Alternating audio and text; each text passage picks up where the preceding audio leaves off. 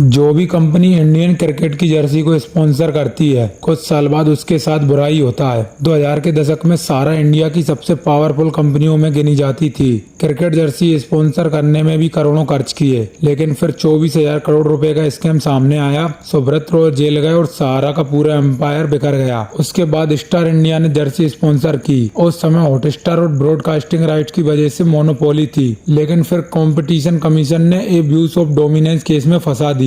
इसके बाद Chinese smartphone company joint Oppo ने 1000 करोड़ से ज्यादा की डील की, लेकिन इंडिया चाइना बॉर्डर टेंशन और 4,389 करोड़ रुपए का टैक्स नोटिस जैसे कारणों से इंडिया ने स्पॉन्सरशिप बीच में ही छोड़ दी। इसके बाद बायजूस ने जिम्मा संभाला। बायजूस उस समय $22 बिलियन के वैल्यूएशन तक पहुंच गई थी, लेकिन जर्सी स्पॉन्सर बनने के बाद से ही डाउनफॉल शुरू हुआ, जिसके कारण 158 करोड़ रुपए बीसीसीआई को नहीं चुका पाया और कंपनी इंसॉल्वेंसी तक पहुंच गई। और करंट स्पॉन्सर है ड्रीम 11। ड्रीम 11 पीक पर $8 अरब वैल्यूएशन की कंपनी थी, लेकिन अब जीएसटी डिमांड 28,000 करोड़ रुपए और ऑनलाइन गेमिंग बैन की तलवार लटक रही है। पर अब लगता है कि ड्रीम 11 का फ्यूचर भी अब खतरे में है। सहारा से लेकर ड्रीम 11 तक हर मेजर स्पॉन्सर जिसने इंडियन क्रिकेट जर्सी पर अपना नाम लिखा, कुछ सालों में संकट में फंस गया। तो क्या ये सिर्फ ब्रांडिंग के साथ आने वाला ओवर एम्बिशन इफेक्ट है? क्या सच में क्रिकेट जर्सी स्पॉन्सर करना खतरे की घंटी है?